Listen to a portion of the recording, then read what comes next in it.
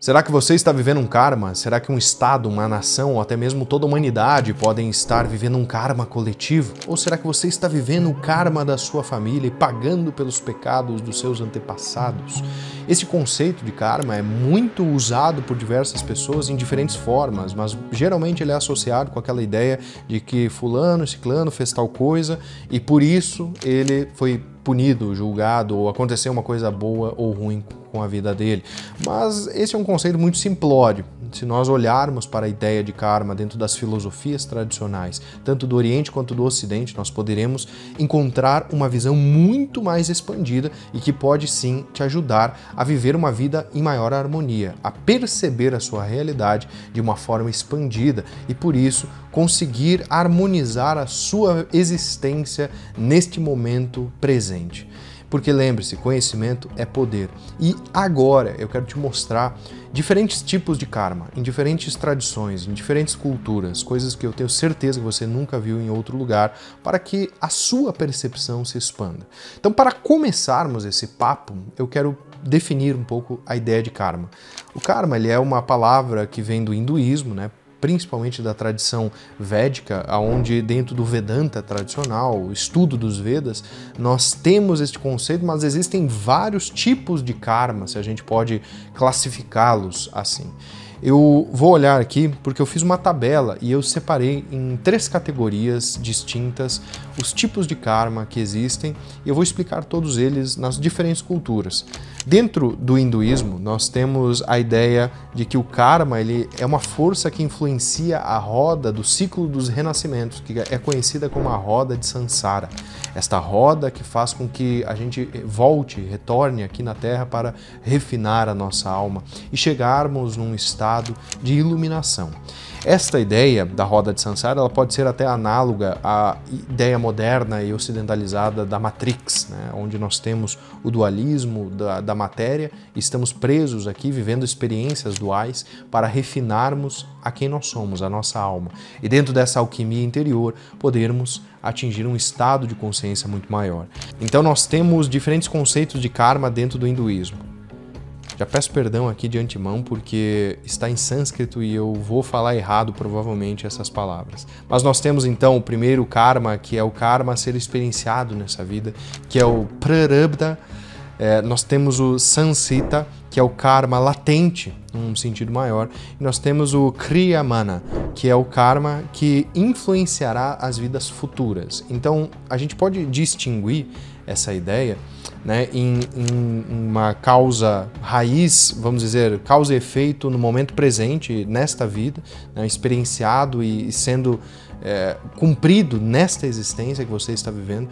Nós temos esse segundo tipo de karma, que é um karma cumulativo, um karma latente, onde as situações vão se acumulando e talvez a sua consequência lá na frente seja muito pior do que a causa raiz deste karma. E nós temos esse karma que transcende esta existência e você tem que pagar isso numa outra vida, numa vinda futura para a Terra, né?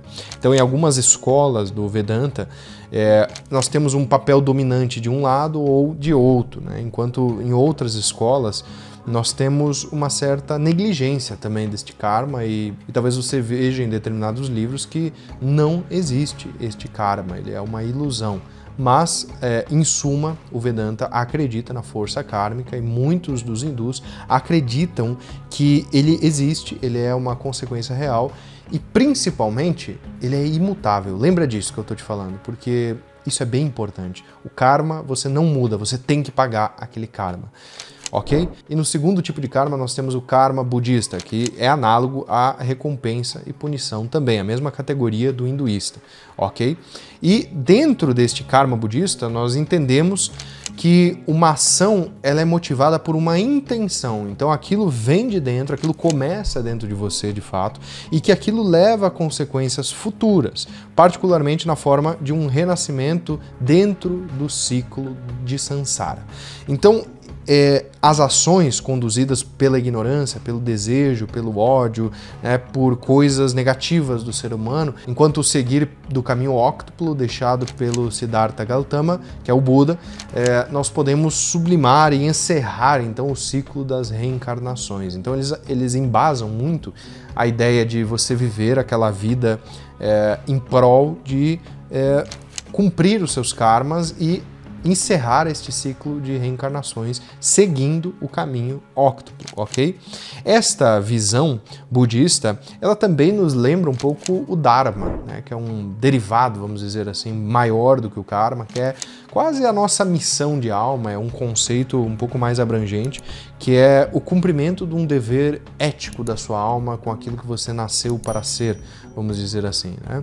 Então, dentro de um conceito ocidentalizado, a gente poderia definir assim, é lógico que ele é muito maior, mas ele resulta num estado de ordem universal que traz consequências positivas para o indivíduo. Seguir o seu Dharma é positivo. Cumprir o seu karma, então, talvez seja meio sofrido, sabe? Então tem essa pequena diferença. E seguindo, nós vamos ter então uma ideia do jainismo, né? Seguindo ainda no lado oriental, que ele vai apresentar uma visão bastante particular do karma, né? Ele considera como uma matéria sutil que adere à alma e a obscurece. Então é algo separado da alma, como se fosse um obsessor, e ele vai aderir na sua alma, e ele vai obscurecer, ele vai influenciar o seu renascimento neste perpétuo ciclo. Estou falando todos esses tipos de karma que são diferentes, de diferentes tradições, diferentes culturas, mas eles coexistem dentro de um ecossistema, né? Então, a libertação, que é trazida em sânscrito como moksha, né, ela é alcançada através de um rigoroso processo de purificação para libertar a alma da matéria kármica. Então, veja que este é um processo de lapidação onde a pessoa vai passar por um intenso processo. Inclusive o jainismo ele tem uma ideia de abnegação material, né? Aquela vida monástica absoluta, que você não pode ter nenhum bem, inclusive. E isso é um pouco diferente, às vezes, de algumas tradições védicas, que você tem um desapego, mas você não necessariamente precisa viver no monastério, né? Você pode seguir uma prática Vedanta vivendo a sua vida normal e adaptando, harmonizando ela dentro desta filosofia. Então, veja que aí existe uma pequena diferença, mas eu ainda digo que este conceito do jainismo está na mesma categoria ali do nosso karma, né, de recompensas e punição. E agora, seguindo a nossa jornada para a China, né, nós vamos ter o taoísmo, que também incorpora um conceito de karma, principalmente através das práticas e crenças que enfatizam a harmonia e o equilíbrio das ações dentro de um fluxo universal que é o Dao, conhecido como Tao aqui no Brasil, mas é o Dao. E este Dao, ele é uma força onipresente que não pode ser definida por nada, mas ele é a contemplação do divino, de Deus, na sua potência máxima.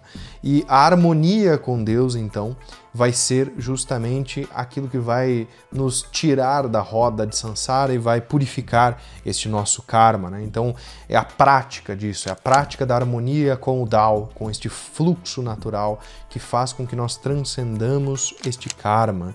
E veja que a visão taoísta, ela tem sim uma ideia similar com a do hinduísmo, mas não necessariamente ela vai ter a mesma categoria de recompensas e punições. Ela vai ter uma outra categoria que eu separei aqui, que é a categoria do alinhamento com forças divinas, ok? Então, o alinhamento com forças divinas é a nossa segunda categoria de karmas. E este alinhamento com a força divina, eu já vejo que ele tem um conceito um pouquinho diferente da ideia de recompensa e punição, ou do karma cumulativo, ou dessa ideia de reencarnação por meio de ações kármicas, que é a ideia de você poder retificar, passar por karmas sem realmente ter que ser punido por eles, né? E aí, qual outro conceito que nós temos que também faz parte dessa categoria, mas é de outra cultura completamente diferente, agora indo para os povos hebreus, né? Para os atuais judeus. Então nós temos o Tikkun Haolam, que é a retificação de todos os planos, que para o judaísmo cabalístico, né, principalmente para a ideia cabalística, ela vai ser um conceito onde você vai reparar os seus planos da sua própria alma ou de um coletivo maior por meio de boas ações, por meio de uma ideia benevolente, ações éticas, espiritualidade destinada a restaurar, então, a harmonia com o todo. Note que o conceito cabalístico de karma, né, ele tem muito a ver com o conceito taoísta. E aí a gente começa a fazer até certos paralelos entre essas duas tradições que compactuam com uma mesma visão de mundo. Note o como é importante você ver diferentes ângulos para você entender o que compactua com a sua visão de mundo, com a sua crença. E se você está gostando desse vídeo, já deixa um like aqui para fortalecer, né? Compartilha esse vídeo com mais pessoas, porque é realmente algo que eu estou entregando aqui de coração, tá bom? E se você ainda não é inscrito no canal, já sabe, né? Se inscreve. Porque vamos continuando aqui, nós temos mais conceitos deste lado ocidental da realidade, né, do nosso mundo, e que são muito interessantes também nós olharmos. Então, o Tikkun Haolam dos cabalistas, ele vai ser um conceito, mas nós temos outro conceito do judaísmo ortodoxo, então, que é aquele judaísmo bem religioso, né, que segue as regras, os mandamentos e tudo mais, que é o Siyata Dishmaya, que é algo um pouco diferente do conceito de karma hindu, porque ele significa basicamente uma ajuda dos céus, é uma ajuda do divino, e ele reflete a crença da ação divina dos anjos, de Deus e todas essas forças celestes que operam no ser humano. Então aqui a gente vai ter um pouco mais dessa ideia de influência divina sobre os seres humanos. Isso também é um pouco diferente do judaísmo cabalístico em si, né? Porque ele sim é um alinhamento, está na mesma categoria de alinhamento com as forças divinas, mas eu vejo que o conceito cabalístico ele é um pouco mais do ser humano em prol do todo, né, de Deus, buscando se alinhar com o divino.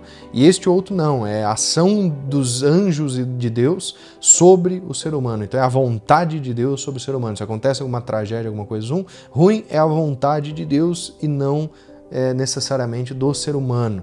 Mas por outro lado, dentro de uma visão kármica cabalística, seria então um acúmulo talvez de ações do ser humano que gerou este processo, né, que talvez seja um desastre, por exemplo, natural, como nós estamos passando aqui no Rio Grande do Sul atualmente, né? Então, vamos lá. Seguindo um pouco essa nossa roda kármica, nós temos outros conceitos que são bem distintos e que eu descobri nessa minha pesquisa aqui, que é o Virt, que é anglo-saxão, né, da nossa Europa, vamos dizer assim, mais primitiva, mais paganista, né?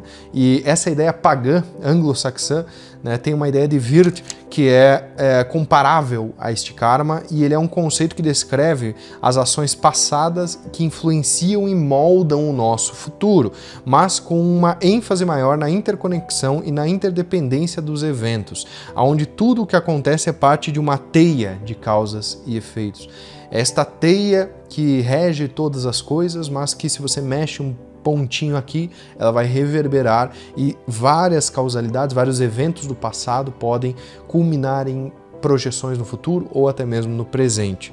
Nós temos também, dentro de uma cultura japonesa, que é o Hado, uma noção que é referente à energia ou vibração que as palavras e os pensamentos emanam, afetando o mundo físico e também o mundo espiritual. E esta energia, que é conhecida como Hado na cultura japonesa, ela pode influenciar tanto a matéria quanto o espiritual, porém ela dá uma ênfase maior para esse poder, vamos dizer, mental, para essa ideia de vibração de fato, dos pensamentos ou até mesmo das palavras, ok? E nós temos uma outra visão um pouco distinta, mas ainda semelhante ao karma que a gente conhece, que é da Polinésia, que é humana. E essa cultura da Polinésia, ela é muito rica, poucas pessoas conhecem ela, mas humana, ela é uma força espiritual ou um poder que é associado a objetos ou a pessoas, né? Então o acúmulo e o uso de mana podem influenciar certas pessoas ou certas ações, inclusive, de uma pessoa só, de um coletivo. Isso tem uma certa ressonância com várias ideias que a gente vê por aí, principalmente quando a gente cultiva crenças ideológicas, ideias políticas e tudo mais, que movem toda uma nação ou que às vezes fazem com que um grupo de pessoas fique cegamente hipnotizada por aquilo e as ações daquelas pessoas acabam sendo movidas então por meio de um poder ou uma autoridade de algo maior. Então ela tem uma conotação um pouco mais focada nisso, no poder e autoridade do que na moralidade. Ok? Então não é necessariamente ações boas ou más, mas sim essa ideia de poder e consequência deste poder. E isso é muito interessante, porque aí a gente abre também um leque, né, dessa visão até do acúmulo de karma positivo e negativo, e isso decorre às vezes de uma sequência de efeitos no indivíduo, num grupo ou numa nação.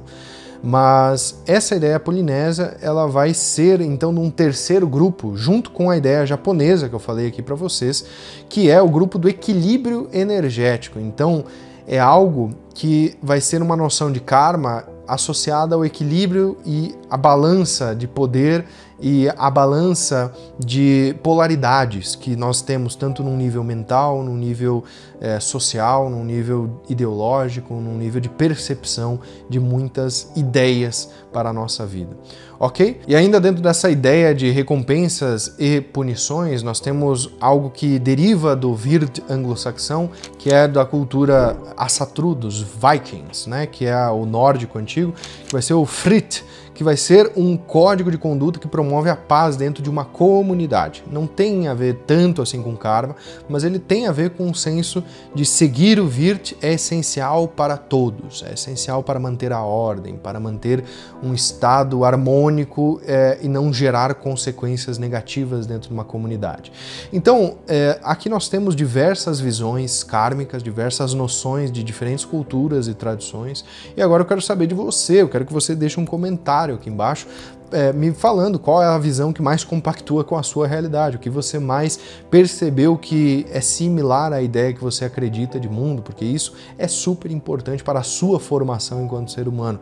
Você sabendo esse tipo de conceito, você pode julgar melhor as coisas que acontecem na sua vida, inclusive perceber, porque conhecimento é poder e este poder gera o entendimento que gera uma sabedoria maior. Então eu vou me abster aqui de dar a minha opinião se nós estamos vivendo um karma coletivo, o que está acontecendo com a Terra neste exato momento.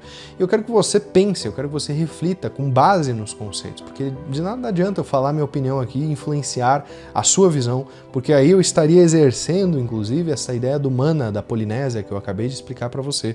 E se você escuta um outro influenciador falando determinada coisa, não para pensar, para refletir naquilo dentro do seu conjunto de visão da realidade, você também está sendo influenciado por essas ações, você é uma mera reação, você não está agindo de fato, ok? Então, lembre-se, seja causador da sua própria realidade.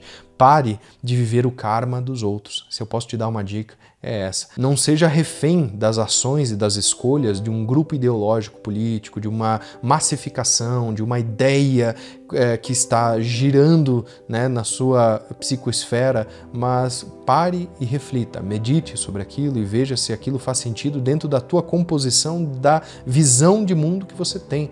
E você só pode ter uma visão de mundo no momento que você estuda certos conceitos e olha para outros ângulos. Por exemplo, se você é cristão, você precisa estudar Santo Agostinho, São Tomás de Aquino, você precisa estudar os clássicos, até mesmo o Inferno de Dante, para saber um pouco mais sobre isso. Se você é muçulmano, você precisa estudar também o lado sufi, você precisa estudar os místicos, né, das Arábias e tudo mais, que são grandes filósofos. Se você é hermetista, você tem que ler mais do que o Caibalion, você tem que ir além de tudo isso. Você é cabalista, saia dessa visão de ordens europeias e vá para a visão mais tradicional, às vezes, da Kabbalah, que pode te expandir os horizontes. Então, não se feche numa visão e não fique bitolado dentro dela. Se eu posso te dar um conselho para evitar os maus influxos do karma na sua vida, seja ele qual a definição você quiser escolher, seja mestre da sua própria realidade. Aprenda antes de julgar e julgue com sabedoria, assim como o rei Salomão nos ensina. Um forte abraço, nos vemos muito em breve. Tchau, tchau.